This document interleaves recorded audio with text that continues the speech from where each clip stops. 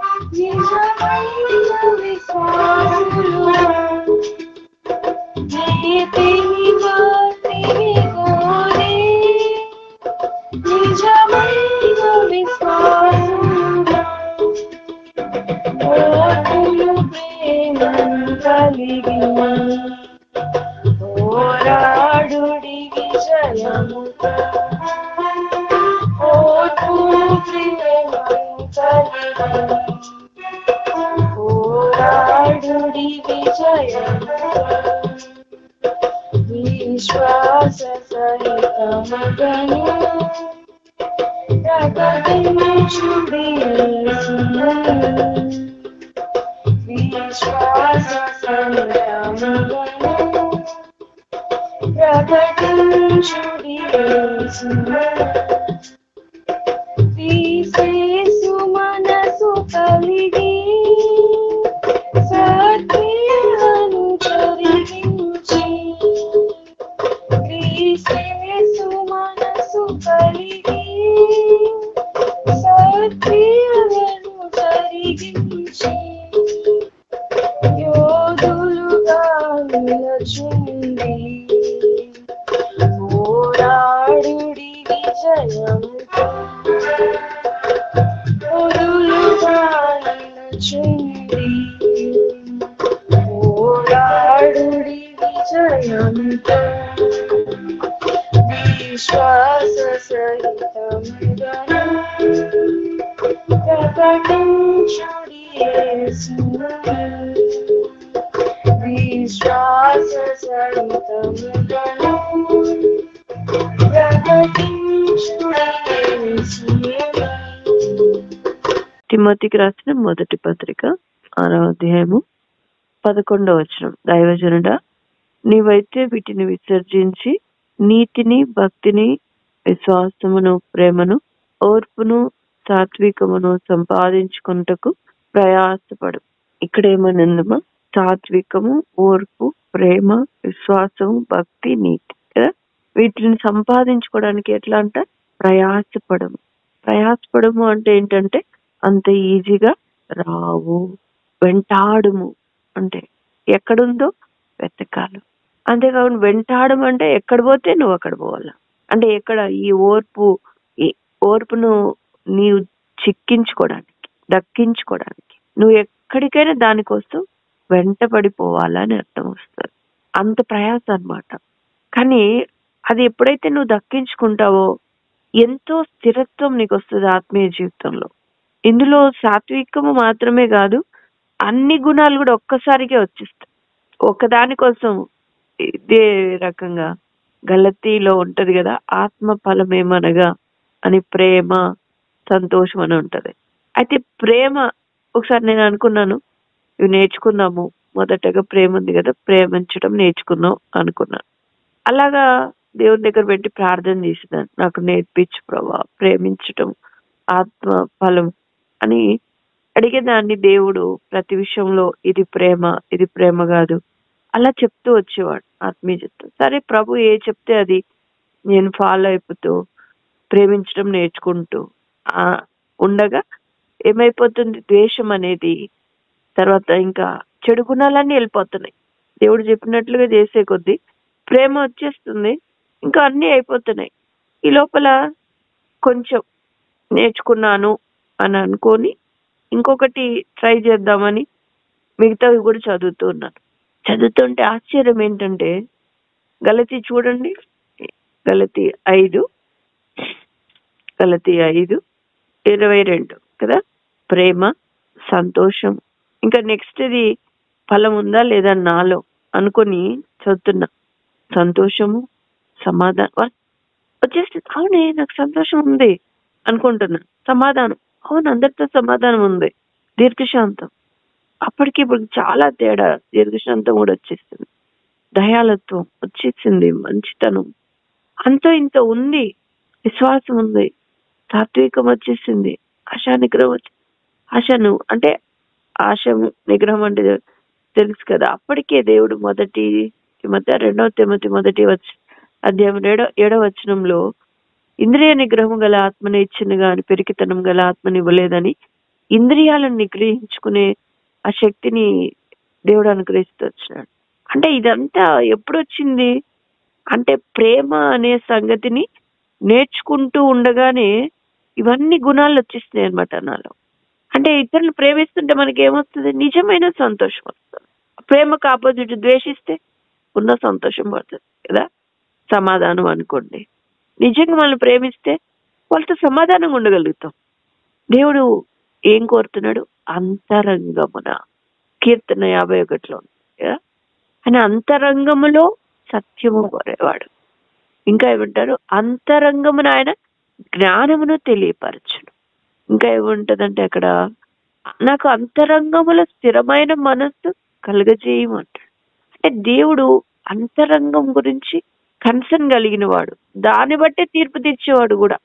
కాబట్టి పైన సంగతి నేను ఇట్లున్నా ఓకే, అందరు నన్ను మంచిగా మెచ్చుకుంటున్నారు ఓకే, అంత సున్నానే. నువ్వు అంతరంగం ఎట్లున్నావో అది దేవుడు చూస్తాడు. దేవుడు ఏం చూస్తున్నాడు, అంతరంగంలో ప్రేమించడం నేర్పిస్తున్నాడు కదా. అప్పుడే ఏమొచ్చేసింది, సమాధానం కూడా వచ్చింది. దీర్ఘశాంతం ఎప్పుడు వచ్చింది అంటే, నేను ప్రేమిస్తూ ఉన్నప్పుడు అంతకుముందు చిన్నదానికి కోప్పడేదండి, శాంతం వచ్చేసింది. ఇంకా దయాళుతో అంటే ప్రేమిస్తున్నాను గనుక ఆల్రెడీ ఆటోమేటిక్ ఏమొస్తుంది, దయ చూపిస్తేనే మనం ప్రేమించం. ఇప్పుడు ఏదైనా వర్కర్స్ ఉన్నారు, వాళ్ళ ముందు ఇంతకు ముందు తప్పు చేసినప్పుడు కోప్పడేదాన్ని, ఇప్పుడు దేవుడు గర్దిస్తున్నాడు, ప్రేమించి అంటున్నాడు అని వాళ్ళ స్థానంలోకి నువ్వు వెళ్ళి ఆలోచించి, వాళ్ళ పరిస్థితిలో ఆ టయానికి నువ్వు రాగలవా, అలా కష్టపడగలవా, ఆలోచిస్తే ఏమొచ్చింది, దయ వచ్చేసింది. ప్రేమించు అంటున్న దాంట్లో ఇవన్నీ వచ్చేస్తున్నాయి, అర్థమైందా. అలాగా ప్రేమించు అనేది నేర్చుకుంటున్నప్పుడు మిగతావి కూడా వచ్చేస్తాయి. ఇక్కడ మనం గమనిస్తే ఈ లక్షణాలు కూడా అట్లానే అనిపిస్తాయి. నీతి, భక్తి, విశ్వాసము, ప్రేమ, ఓర్పు, సాత్వికము సంపాదించుకుంటకు ప్రయాసపడు. అలాగ మనము ప్రయాసపడుతూ ఉండాలి. ఈ విషయం నిన్న ఆలోచిస్తున్నప్పుడు ఎలాగా ఈ విషయము ఇప్పుడు సుమతి చెప్పిన దానికి ఈక్వల్ అవుతూ వచ్చిందంటే, సుమతి ఏం చెప్తా ఉంది, గొలుసు ప్రార్థనని ఫోన్ చేసినప్పుడు వాళ్ళు ప్రార్థన చేయటం లేదు, వాళ్ళు ఫోన్ రింగ్ అవుతుంది. అంటే ప్రార్థన చేసే వాళ్ళ ఫోన్లు రింగ్ అవ్వకూడదు, వాళ్ళు ఎంగేజ్ సౌండ్లో ఉండి ప్రార్థన చేస్తూ ఉంటారు, కానీ రింగ్ అవుతుంది. ఎంత కోపం వస్తుంది, గొలుసు ఎక్కడ తెగిపోకూడదు. అలాంటిది మీరు అంటే చెప్పిన టయానికి ఎట్లుండాలంటే, ఏ పనైనా పక్కన పడేసి ఆడ కూర్చోవాలి. గొలుసు ప్రార్థన అంటే మీరు నిర్లక్ష్యంగా ఉండి అక్కడ గొలుసు తెగిపోతుంది. తెగిపోకూడదు, 24 గంటలు కంటిన్యూగా ఉండాలి. అది నమ్మకంగా నువ్వు చేయాలి పని. దానివల్ల ఏం జరుగుతుంది ఏం జరగదు కాదు, పైనున్న దేవుడు చూస్తూ ఉంటాడు నీవు ఎంత నమ్మకంగా పని చేస్తున్నావా లేదు, ఆయన దగ్గర నుంచి వస్తుంది నీకు పేరు. కాబట్టి ఆటోమేటిక్గా కోపం వచ్చేస్తుంది. కాబట్టి కోప్పడి ఉంటాను. మంచిదే. నేను కూడా చెప్పేది ఏంటంటే, మీరు కొత్త గ్రూప్ గనుక యాక్చువల్గా అయితే మీరు గొలుసు ప్రార్థన అట్లా కంటిన్యూ చేయకపోయినా మిగతా వాళ్ళకందరికి టైమింగ్స్ ఇచ్చేసినా గనక అది కొనసాగుతుంది. మీరు కొత్త గ్రూప్ గనక మీకు నేర్పిస్తున్నాం అంతే. ఇంకెప్పుడు ఇలాంటి సిచ్యువేషన్ రాకూడదు. అయితే సుమతి విషయంలో కూడా గమనిస్తే కొత్త వాళ్ళని నడిపించంటే చాలా కష్టం. వాళ్ళకి ఏం రాదు కదా, వాళ్ళకి అంటే అవిధేలుగా ఉంటారు. బయట నుంచి వచ్చిన వాళ్ళు ఈ పద్ధతులు అలవాటు అవ్వాలంటే ప్రయాసపడరు. ఇవన్నీ వెంటాడాలి, వీటన్నిటి విషయంలో ప్రయాసపడరు. కానీ ఒకటి అంటే సుమతి కష్టపడుతున్న దాన్ని బట్టి ఒక దినాన ఏమొస్తుందంటే స్థిరత్వం వస్తుంది. ఆ మాట కూడా చూద్దామా? 1 పేతురు పత్రిక. నేను అనుభవపూర్వకంగా చెప్తున్నా. ఈ మధ్య నేను నా జీవితం గురించి నేను ఒక్కసారి ఆలోచన చేసుకున్నాను. చాలా ఆశ్చర్యం అనిపించింది. 1 పేతురు పత్రిక 5వ అధ్యాయం 10వ వచనం. తన నిత్య మహిమకును క్రీస్తునందు మిమ్మును పిలిచిన కృపానిధి అగు దేవుడు కొంచెము కాలము మీరు శ్రమపడిన పిమ్మట తానే మిమ్మును పూర్ణులనుగా చేసి స్థిరపరచి బలపరచు కదా. కొంచెము కాలము మీరు శ్రమపడిన పిమ్మట తానే మిమ్మును పూర్ణులనుగా చేసి స్థిరపరచి బలపరచు. ఎంత ఆశ్చర్యమో ఈ మాట తెలుసా? ఎవరు పిలిచిన వాడంటే నిత్య మహిమకు క్రీస్తునందు మిమ్మును పిలిచిన వాడు ఎలాంటి వాడు? సర్వ కృపానిధి అగు దేవుడు. మనల్ని పిలిచిన వాడు సర్వ కృపానిధి అగు దేవుడు. దేని కొరకు పిలిచినాడు? తాత్కాలికమైన దాని కొరకు కాదు. ఏదో ఉద్యోగానికో, ఏదైనా నీకు మెడల్ మిద్దలు కట్టిస్తానను, లేకపోతే మీ పిల్లలు పెళ్లిళ్ళు చేస్తానను, ఉద్యోగం ఇస్తానను, దీని కొరకు కాదు ఆయన పిలిచిండేది. నిత్యం ఉండేటువంటి మహిమ. నిత్యం అంటే ఎల్లప్పుడూ మహిమ నీకు అనుగ్రహిస్తాడు. ఎల్లప్పుడు నిత్య మహిమ నీకు అనుగ్రహిస్తాడు. దాని కొరకు పిలిచిన వాడు అపనమ్మకస్తుడు కాదు, అంతం వరకు నడిపించేవాడు. పిలిచిన వాడు అంత నమ్మకమైన వాడు కనుక నువ్వు ఈ కొంచెము కాలం శ్రమలో ఎట్లుండాలి? నమ్మకం కొనసాగాలి, ఓర్పుతో. అక్కడ ఉన్న లక్షణాలన్నీ గుర్తుపెట్టుకో. ఓర్పు ఉండాలి, సాత్వికం ఉండాలి, మళ్ళీ నీతి తప్పిపోకూడదు. ఓర్పు ఉండి సాత్వికం ఉండి నీతి మారిన బతుకులు బతకూడదు. భక్తి ఉండాలి, విశ్వాసం ఉండాలి. వీటితో మనము కొంచెము కాలమే శ్రమ పడతాం. తర్వాత ఏం చేస్తాడు? ఆ ప్రభు తానే మిమ్మల్ని ఏం చేస్తాడు? పూర్ణులుగా చేసి స్థిరపరిచి బలపరి. ఇక్కడ సుమతి కోప్పడంలో తప్పలేదు. అదే సమయంలో వాక్యం దీని ద్వారా మాట్లాడింది. సరి చేసుకోవాలా? దేవునికి వందనాలు. సరి చేసుకుంటుంది. ఎంతవరకు సరి చేసుకోవాలా? అంతం వరకు. మనకొకటి పరిగెత్తుతున్న పరుగు పందెంలో ఒక గురి కన్నా మనకుంటే ఖచ్చితంగా ఆ గురి వైపు మనం చూస్తే ఖచ్చితంగా మనము ఎంత శ్రమలు వచ్చినా కూడా ముందుకే పరిగెత్తుతాం. ఏంటి ఆ గురి? ఒక దినాన నిన్ను స్థిరపరచి బలపరుస్తాడు. ఇప్పుడు కోపం వచ్చి ఆవేశం వచ్చి అరవడము గర్దించడము జరుగుతుంది. కాకపోతే కొన్ని దినాలకి ఏమైపోతుంది? అంతేకాదు, ఎంతో శ్రమ అవుతుంది. ఎందుకంటే గ్రూప్ లో అందరూ ఒక్కొక్కరికి ఫోన్ చేసి చెప్పి ఆ సమయానికి చేస్తున్నారా లేదా గమనించుకోవాలంటే కష్టమైన సంగతి అది.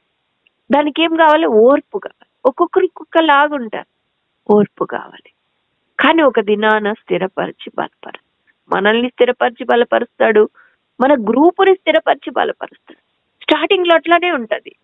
అదే ఈ దినాల్లో గుర్తు చేసింది ఏంటంటే గొలుసు ప్రార్థన ఇప్పుడు మనం రాస్తున్నాం కదా. గొలుసు ప్రార్థన రోజు వచ్చిందంటే నాకు ఎంత టెన్షన్ అంటే అంత టెన్షన్ ఉండేది. 30వ తారీఖు కన్నా అంటే మంత్ ఎండింగ్ లో మనం చేసేవాళ్ళం. దానికంటే ఒక రోజు ముందు నుంచే ప్రయాసం ఉండేది. ఇంకా ఆ రోజు గొలుసు ప్రార్థనలు ప్రేయర్ రిక్వెస్ట్లు పంపించడం అంటే దాదాపు 11 వరకు, అంటే రాత్రి 12 నుంచి స్టార్ట్ అవుతుంది కదా. కొన్నిసార్లు 11:45కు ప్రేయర్ రిక్వెస్ట్లు పంపించిన రోజులు ఉన్నాయి. అంటే ముందు రోజు అన్ని పనులు జరగాలి, అన్ని పరిచర్యలు జరగాలి, నా ఇంట్లో పనులు నా సంగతులు జరగాలి, ప్లస్ గొలుసు ప్రార్థనకు అన్ని ప్రేయర్ రిక్వెస్ట్లు సిద్ధపరచుకోవాలి. ప్రార్థనా సమయాలు కూడా అందరితో ఫోన్ చేసి ఎంతమందితో మాట్లాడాలమ్మా? ఎంతమంది ఉంటే అంతమంది, 40 మంది ఉంటే 40. స్టార్టింగ్ లో అట్లా ఉండేది. ప్రతి ఒక్కరితో అంటే వేసిన వాళ్ళతో వేసేదాన్ని కాదు. అంతేకాకుండా ఆ రోజు ఎవరికి హోల్ నైట్ ఉందో వాళ్ళకి వేయకూడదు. పోనీ ప్రతి 2 నెలల ఇది అని ఇవ్వడానికి కుదరదు. ఒకరోజు మంగళవారం వస్తుంది, ఒకసారి బుధవారం వస్తుంది, ఒకసారి ఆదివారం వస్తుంది, ఒకసారి శనివారం వస్తుంది, చెప్పలేదు. కాబట్టి హోల్ నైట్స్ ఉన్న వాళ్ళకి తేడా. కాబట్టి కష్టపడి చాలా కష్టమయ్యేది. లీడర్స్ తో అడిగేది.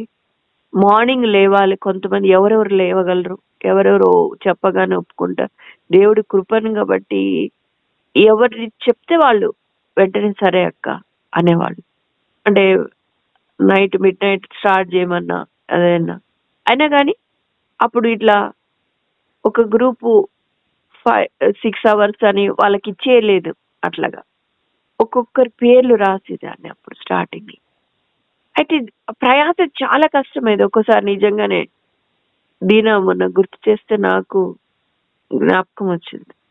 అమ్మాయి ఒకప్పుడు మీరు ఇలాగా అంటే ఎక్కువ శ్రమ అయిపోయింది అనమాట. కలిసి ప్రార్థన చేసేదాన్ని తనతో.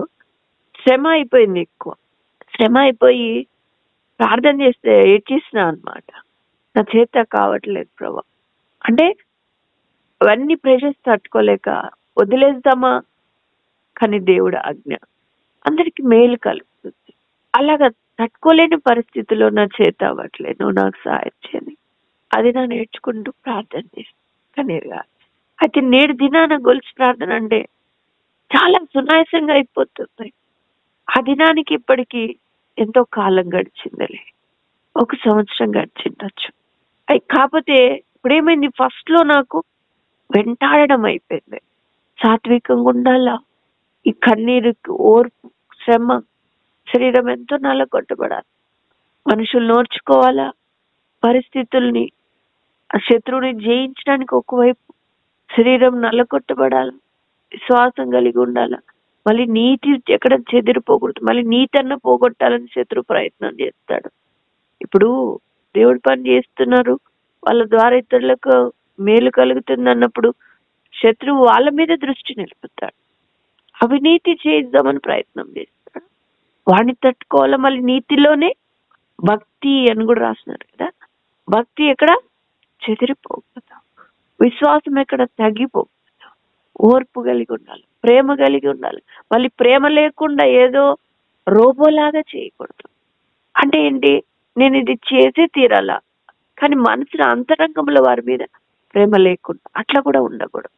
ప్రేమ ఉండాలా, ఓర్పు ఉండాలా, మళ్ళీ ఏమైనా పరిస్థితి వచ్చినా తట్టుకునే సాత్వికం ఉండాలి, ఓర్పు ఉండాలి.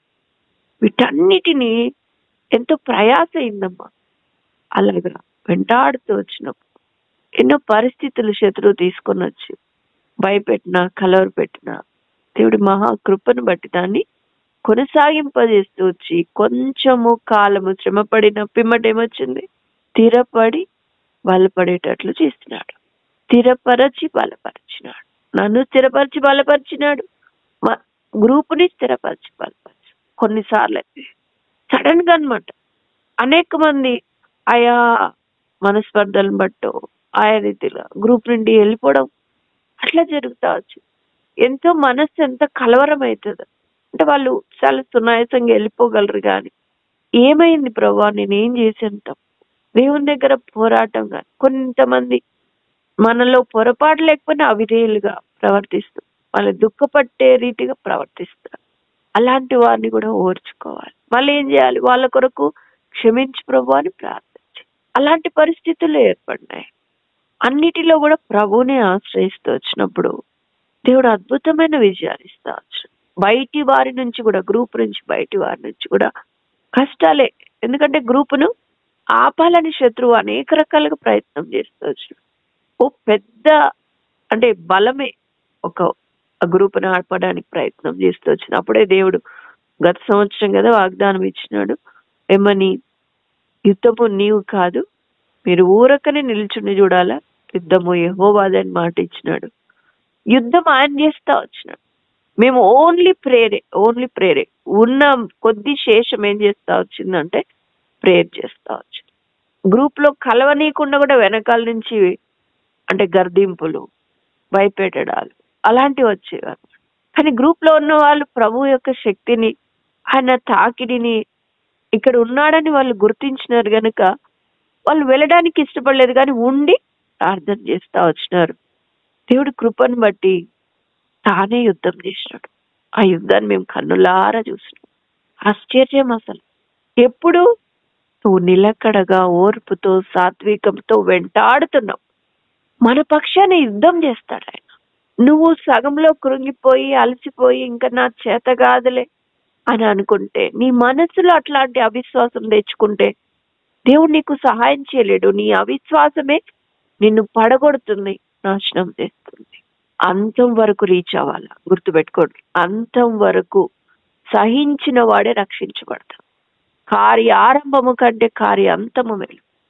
అనేక జీవితాలు ఆరంభిస్తాయి, కానీ అంతం వరకు రీచ్ అవ్వలేరు. మన జీవితం అట్లా ఉండకూడదు. ఆరంభిస్తున్నాం. ఇప్పుడు చూడు, సుజాతకు అనుకోండి, అక్క గ్రూప్ నడిపించడం రావటం లేదు. అందుకే సుమతిని 2 వారాలు అంటే తనకు ముందు నుంచే ఉంది తనకు ఎక్స్పీరియన్స్, ఈ మధ్యనే అక్క లీడర్ గా వస్తా వచ్చినాడు. కాబట్టి సుమతిని కొన్ని వారాలు ఎక్కువే నడిపించమన్నాడు. సుజాతకు స్టార్టింగ్ లో కదా రావటం లేదు, వెంటనే యాక్టివ్ గా మూవ్మెంట్ అని. అదేంటి, స్టార్టింగ్ లో కదా, ఎవరైనా అంతే. ఒకప్పుడు సుమతి అట్లానే, నేను అట్లానే. కాకపోతే ఎవరైతే ఓర్పుతో, సాత్వికముతో, ప్రేమతో ఈ యొక్క దేవుడు అప్పగించిన పనిని కొనసాగింపజేస్తారు, వెంటాడుతారు, అంతం వరకు కొనసాగింపజేస్తారు, వారిని ఆయన స్థిరపరచు. పిలిచిన వాడు నమ్మదగిన వాడే. మనల్ని ఆయన తన పరిచర్య కొరకే పిలిచినప్పుడు ఎట్లుంటాం తెలుసా? ఒక రాయిలాగుంటాం, శిల్పం కాదు, రాయి అంటే ముడి సరుకు, రా మెటీరియల్గా ఉంటాం. అది దేవుడు ఎట్లాంటిది, ఆ రాయినే పిలుస్తాడు. కానీ లోబడితే చాలు, అయ్యో నేను శిల్పాన్ని కాదే ఉపయోగపడడానికి అనుకోనక్కర్లేదు. ఆయన మలుచుకుంటాడు అట్లా. ఎప్పుడైతే ఆయన చేతిలోకి వస్తాం, మెల్లిమెల్లిగా మలుచుకుంటా ఉంటాడు. ఓ గర్దింపు, ఒక అవమానము, లేకపోతే మనతో ఆయన మాట్లాడు, లేకపోతే ఒక నష్టము, ఇవి కలిగినప్పుడు ఏం చేస్తుందంటే, ఆ శ్రమ ఏం చేస్తుందంటే మనకు అన్నిటికీ ఒక రూపాన్ని తీసుకొస్తుంది, మనకు నేర్పుతుంది. ఇప్పుడు ఒక తలాంత్ అనుకోండి, గ్రూప్ నడిపించింది ఒక తలాంత్. ఆ తలాంత్ దేవుడు నీకు ఇచ్చినాను, ఏర్పాటు చేసినాను అని దేవుడు పిలిచినాడు. ఇప్పుడు గ్రూప్ లో లీడర్స్ పెడుతున్న వాళ్ళు కూడా ఏదో నాకు అనిపించిందని నేను పిలవట్లేదు, కానీ వాళ్ళతోనే మీరు మీరు ప్రార్థన చేసుకోండి. దేవుడు మిమ్మల్ని పిలిచినట్లు, ఏర్పాటు చేసుకున్నట్లు మీకు ఆయన వాక్యం ద్వారా మాట్లాడితే ఓకే చెప్పండి, అప్పుడు మీకు గ్రూప్ లీడర్ గా పెడతాను. అలాగే తీసుకుంటున్నారు. కొంతమందిని పొరపాటున అక్కడక్కడ అలాగా చెప్పకుండా తీసుకున్నాను, మర్చిపోయినాను వాళ్ళ విషయంలో. దాదాపుగా అందరినీ కూడా వాళ్ళకి వాగ్దానం దేవుని దగ్గర తీసుకునే రండి అని చెప్తాను. అంటే వాళ్ళు వచ్చినప్పుడు దేవుడు ఏర్పాటు చేసుకున్నాడు, వాళ్ళకి వాగ్దానం ఇచ్చినాడు, నాకు ఇచ్చినాడు, వాళ్ళని పిలిచని చెప్పినాడు. కానీ వచ్చినప్పుడు వాళ్ళకి ఏమి రాదు. అయితే వాళ్ళు దేవుడు పిలిచినాడు కదా అన్న విశ్వాసంతో నిలిచి ఉన్నప్పుడు దేవుడు అన్ని నేర్పేవాడుగా ఉంటాడు. అయితే కొంచెం కాలం ఎలాగ వెళ్ళాలమ్మా, శ్రమ గుండా వెళ్ళాల్సిన పరిస్థితి ఉంటుంది. కాబట్టి ఏ మాత్రం దిగులు పడద్దు, ఏ మాత్రం చింతపడద్దు. అంతవరకు నేను రీచ్ అవ్వాలి. పేతురున్నాడమ్మా ప్రభు శిష్యుల్లో మొదటివాడు. కార్య ఆరంభం కంటే కార్య అంతము మేలు. అంతం వరకు రీచ్ అయినాడు పేతురు. కానీ యూదా ఇస్కరియోతు తెలుసు కదా, స్టార్టింగ్ లో చక్కగా వచ్చినాడు. పేతురు గురించి రాయబడింది, మాటి మాటికి పక్కకు పోయినాడు పేతురు కదా. మళ్ళీ ప్రభు పోయి మళ్ళీ పిలవడం, మళ్ళీ వెళ్ళి చేపలు పడ్డానికి పోవడం, అలా జరిగింది. కానీ పేతురు అంతం వరకు స్థిరంగా నిలిచినాడు. కానీ యూదా ఇస్కరియోతు మాత్రమే, ఆయన ప్రయాణము అంతవరకు సాగిపోలేదు. ఇక్కడే చూస్తాం, ధనాపేక్ష సమస్తమైన కీడులకు మూలం. అంటే నీకు ఆ మార్గంలో వెళ్లకుండా అడ్డొస్తే ఇవన్నీ. సాతాను ఊరికే ఉండడు కదా, స్ట్రైట్ చక్కటి దేవుని మార్గంలో వెళ్తుంటే ఊరికే ఎందుకు ఉండడు? వాడు చాలా యాక్టివ్ గా పనిచేస్తాడు అలాంటి వాళ్ళ మీద. కాబట్టి అలాగున ఒకప్పుడు గ్రూప్ విషయంలో అలా శత్రువు శోధించినప్పటికీ దేవుణ్ణి ఆశ్రయించినప్పుడు దేవుడు వాగ్దానం ఇచ్చినాడు. ఎప్పుడు ఆల్మైటీ స్టార్టింగ్ లో పెట్టేటప్పుడే, ఛానల్ పెట్టేటప్పుడు వాగ్దానం ఇచ్చినాడు. ఆ తర్వాత జస్ట్ గ్రూప్ గా కలిసి ప్రార్థన చేసుకుందామంటే అప్పుడు కూడా వాగ్దానం ఇచ్చినావు. ఈ కలవరాలు వచ్చినప్పుడు ఆ వాగ్దానం పట్టుకొని, ప్రభా నువ్వు అన్నావు కదయ్యా, నువ్వు చేయి పనులన్నిటిలోనూ నేను నిన్ను ఆశీర్వదిస్తాను అన్నాడు. ఆ తర్వాత అంతకుముందు నేను నిన్ను గొప్ప జనముగా చేస్తాను, నీ నామమును గొప్ప చేదును అని చెప్తా వచ్చినాడు. నిన్ను హెచ్చింపజేస్తాను కదా, భూమిని స్వతంత్రించుకున్నట్లు నేను మిమ్మల్ని హెచ్చింపజేస్తాను. అలాగే అంటే స్టార్టింగ్ లో ఉన్నప్పుడు 2-3 ఉన్నాం కానీ నిజంగానే గొప్ప జనముగా చేస్తా వచ్చినాడు. ఆ రీతిగా ఆ వాగ్దానాలు ఆశీర్వదిస్తూ వచ్చినాడు. అంటే సడన్ గా ఏమి అట్లా ఊరికి సాఫీగా జరగదు ప్రయాణం. ఖచ్చితంగా శ్రమలు ఉంటాయి. కొంచెము కాదు, శ్రమ పడిన తర్వాత మనం ఏం చేస్తాం, స్థిరపరిచి బలపరిచే దేవుడుగా ఉంటాడు. కాబట్టి మనం ఇది వ్యక్తిగతంగా తీసుకోవచ్చు, గ్రూపు పరంగా తీసుకోవచ్చు. ఆనాడు వచ్చినటువంటి శ్రమల్ని తట్టుకోలేక, ఎందుకు నా కుటుంబం నేను చూసుకుంటాను కదా, ఇవన్నీ దేనికి, నాకు అందరు హ్యాపీగా ఉన్నారు, నేనెందుకు శ్రమ పడాలి. అప్పట్లో స్టార్టింగ్ లో నిజంగా ప్రతిరోజు రాత్రిలు ఓల్నైట్ చేయాల్సింది వచ్చేది. అంటే నేను పర్సనల్ గా కనీసం రోజు మార్చి రోజైనా నైట్ అంతా ప్రార్థన చేసుకుని మార్నింగ్ పడుకునేదాన్ని.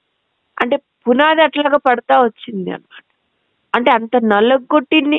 అలాంటి పరిస్థితిలో గ్రూపుని దేవుడు స్థిరపరచుకుంటూ శత్రు దాడుల నుంచి విజయం ఇస్తూ వచ్చినాడు అనమాట. అందరికీ అంత శ్రమ ఉంటదని చెప్తున్నావు, ఎంత చెట్టుకు అంత కాదు.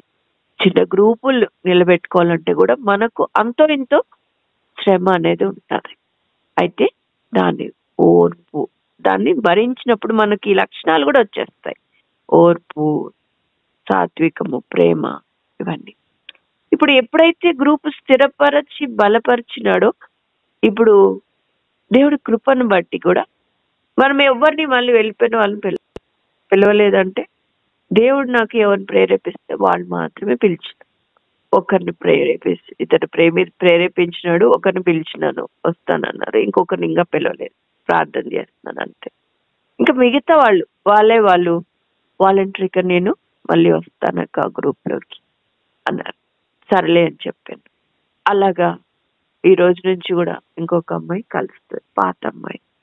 అంటే ఒకప్పుడు వెళ్ళిపోయినప్పుడు దుఃఖపడ్డాం, కానీ దేవుని దగ్గర పెట్టినప్పుడు తిరిగి ఆయన చిత్తంలో ఉన్న వాళ్ళని సమకూర్చుకుంటున్నాడు. అది కూడా గుర్తుపెట్టుకోవాలి. అందరినీ సమకూర్చలేడు. ఇంకో సిస్టర్ వస్తాను అడుగుతా వచ్చింది, కానీ నాకు ఆ మనస్సు లేదు తిరిగి జాయిన్ చేసుకోవాలి. ఇంకా నేను నిర్మోహమాటంగా కామ్గున్నాను అంతే. అది అలాగా ఆగిపోయింది అట్లా. కాబట్టి తుఫాన్ వచ్చినప్పుడు ఎట్లుండాలి, భయపడకూడదు, ఊగిపోకూడదు, ప్రభుని ఆశ్రయించాలి, నెమ్మది. దేవుడు నాకు ఖచ్చితంగా చెప్పినాడు, తిరిగి సమకూర్చబడతాం. అలాగనే సమకూర్చుతా. ముఖ్యంగా ఎస్ఎస్ గ్రూప్ విషయంలో కూడా 7 సిస్టర్స్ అంటాం కదా, అలాగా దేవుడు ఏర్పాటు చేసుకుంది. అందరు వెళ్ళిపోయిన వేరే గ్రూప్ లో వెళ్ళిపోయేసరికి మనకు చాలా కష్టమయ్యేది. కానీ కొద్ది మంది శేషం మిగులుతా వచ్చిన, 4 మిగులుతా వచ్చిన. 4లో కూడా శత్రువు ఊపేస్తున్నాడు ఒక్కొక్కరిని, ఇంకా మిగతా వాళ్ళని కూడా పడద్రోయాలని. ఎంతో వ్యతిరేక వస్తుంది నాకు గ్రూప్ లో. వాళ్ళు స్థిరపడిన తర్వాత వాళ్ళు చెప్పే సాక్ష్యాలు చూస్తే శత్రువు ఎంతగా వాళ్ళని శోధించినాడో అర్థమైంది. అయితే 4 కూడా మళ్ళీ పడిపోబోయి మళ్ళీ లీడ్స్ నిలబడిన తర్వాత 4 కూడా భారం కలిగి ప్రార్థన చేస్తూ వచ్చినప్పుడు మిగతా 3 కూడా జాయిన్ అవుతూ వచ్చినారు వాళ్ళకు వాళ్ళే. అంటే దేవుడు కార్యం చేస్తాడు, మధ్యలో పరిస్థితులు వస్తాయి. అయినప్పటికీ మనం స్థిరంగా నిలిచినప్పుడు, ప్రభు వైపు దృష్టి నిలిపినప్పుడు, వాగ్దానములను చేతబడినప్పుడు దేవుడు సమకూరుస్తాడు.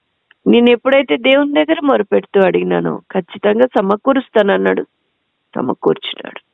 వాటి విశ్వాస జీవితంలో మనకు ఎదురయ్యే ఎలాంటి పరిస్థితుల్లో ఏమాత్రం అధైర్యపడక అంతం వరకు రీచ్ అవ్వాలి. ప్రయాసపడము, వెంటాడాలమ్మా, వెంటాడాలి.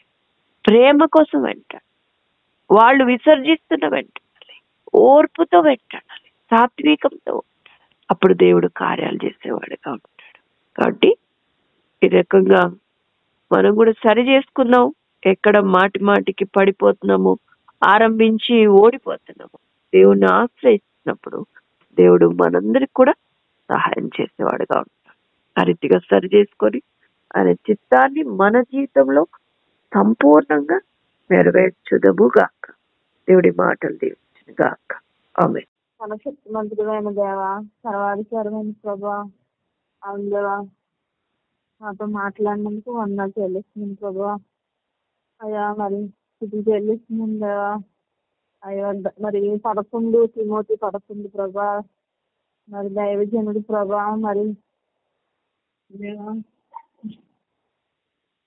మరి దేవ ఏంటి విసర్జించాలో, ఏవి వెంటాడాలో ప్రభా, విశ్వాసము, ప్రేమ, ఓర్పు, సాత్వికము సంపాదించుకోమంటున్నా, ప్రయాసపడమంటున్నా ప్రభా. వాటి కోసం ప్రభా, అవును ప్రభా, ప్రయాసపడాలి, వెంటాడము, దక్కించుకోవాలి అవి. మరి దేవా అవేవంటే నాయన గలతిలో ఉంది నాయన సర్వశక్తిమంతుడైన దేవా. ఆత్మఫలం ఏమనగా ప్రభా, ప్రేమ, సంతోషము, సమాధానం, దీర్ఘశాంతము, సాత్వికము, మరి దేవా మంచితనము, విశ్వాసము, మరి ఇవన్నీ అయ్యా మరి ఆశానిగ్రహం తండ్రి వెంటాడాలి ప్రభా, వెతికి మరి పట్టుకోవాలి ప్రభా. అవును దేవా నాయన అయ్యా సత్యాన్ని కూడా మరి ధరించుకోవాలి ప్రభా. కీర్తన 50లో ప్రభా, అవును దేవా మొదటి పేతుల్లో నాయన అయ్యా నీ నాయన నిత్య మహిమకు నువ్వు పిలిచావు కానీ ప్రభా యేసయ్య, దాన్ని కూడా మేము వెంటాడాలి ప్రభా.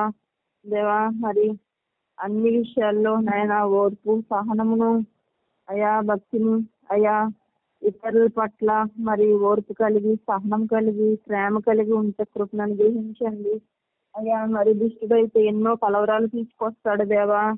ఎవరిని కూడా ప్రేమించనివ్వడు నాయన. అయినప్పటికీ అయ్యా నీకు ప్రేమామయుడు కాబట్టి, మరి నాయన నిత్య మహిమకు నువ్వు పిలిచావు కాబట్టి, అయ్యా పిలిచిన వాడు నమ్మదగిన దేవుడు కాబట్టి నాయన, మరి గురి వద్దకే పరిగెట్టాలి కాబట్టి నాయన, అయ్యా ఏ పని చెప్పినా నమ్మకంగా, బాధ్యతగా, ఓర్పుగా, సహనముగా, ప్రేమతోనే నాయన చేయుట కృపను అనుగ్రహించండి నాయన. దేవా మరి నేను అందరూ కూడా ప్రయాసపట్టుకు సహాయం చేయమని అడుగుతున్నాం దేవా. మరి మీ దాసురాలు అన్ని విషయాల్లో ప్రభా ప్రయాసపడుతూ వచ్చినప్పుడు విజయాన్ని అనుగ్రహించావు నాయన. దుష్టుడి మీద కూడా విజయాన్ని అనుగ్రహిస్తూ వస్తున్నావు దేవా. అవును తండ్రి, మరి ఈ గ్రూప్ నుంచి నన్ను కూడా ఒక లాస్ట్ ఇయర్ తీసేవాళ్ళు అన్నప్పుడు ఎంతో ఏడ్చాను ప్రభా. అవును తండ్రి, గ్రూప్ లో ఉన్నప్పుడు అయ్యా ఎంతో సమాధానము, అయ్యా నెమ్మది నాయన, ఎక్కడ లేని నెమ్మది నాయన. లోకంలో కూడా మందిరాల్లో కూడా వెళ్ళినప్పుడు మాట్లాడతావు కానీ ప్రభా, గ్రూప్ లో ఉన్నప్పుడు అయ్యా ఎంతో ప్రేమ నాయన. ప్రతి ఒక్కరు నాయన, ఒకరి బాధ్యత ఒకరు, ఒకరి భారము, ఒకరి దుఃఖము, ఒకరి కష్టము ఒకరు నాయన పంచుకొని ప్రార్థన చేస్తూ అయ్యా పరామర్శిస్తూ నాయన, అయ్యా మాట్లాడుతూ నాయన, ఒక తల్లి బిడ్డల్లాగా నాయన, అయ్యా ఒక తండ్రి బిడ్డల్లాగా ప్రభా ప్రేమ కలిగి నాయన, మరి ఎక్కడ కూడా చూడలేదు నాయన. అయ్యా మరి గ్రూప్ లో అంత నెమ్మది నాయన. ఎంతటి సమస్యనైనా దేవాన్ని విడిపించగలిగిన దేవుడుగా ఉంది అయ్యా, కార్యాలు చేస్తూ అయ్యా ముందుకు సాగిపోతున్న దేవుడుగా ఈ గ్రూప్ లో నాయన నువ్వు ఒక భూమి మీద ఈ దీపస్తంభాన్ని నిలబెట్టి ఎన్నో గొప్ప కార్యాలు చేస్తూ వచ్చావు నాయన. అందరిని బట్టి వందనాలు నాయన. అయ్యా స్థుతులు చెల్లిస్తున్నాను ప్రభా. ఇంకనూ నాయన నీ దాసురాల్ని అయ్యా మీరే అభిషేకించి అక్కని మరి బిందక్కని ప్రభా ఇంకా నీ తెలియవలసిన నీ ఉద్దేశంలో ఉన్నాయి కూడా తెలియపరుస్తూ నాయన ఇంకా ముందుకి మరి సాగిపోవటకు సహాయమును, నీ బలమును, శక్తిని మరి మీరే అభిషేకించి ఇంకను వాడుకొని ఆరోగ్యం ఇచ్చి నడిపించమని అనేకమైన సత్యాలు చెప్పుటకు నాయన మీరు సహాయం చేసినందుకు దినం ప్రభా అందుని బట్టి వందనాలు చెల్లిస్తున్నాను. అవును ప్రభా, ఎక్కడ కూడా మరి నిర్లక్ష్యం ఉండకుండా నాకు కూడా సహాయం అనుగ్రహించండి.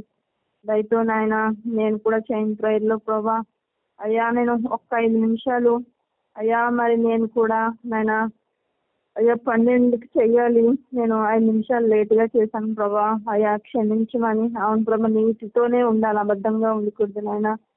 అయ్యా అందుకు క్షమించమని నాయన. నన్ను కూడా జ్ఞాపకం చేసుకోమని, నా ప్రార్థన అంగీకరించమని. దీని ప్రార్థన ఏసైనా మనం ప్రార్థించి అడిగి పెడుకుంటున్నాను తండ్రి.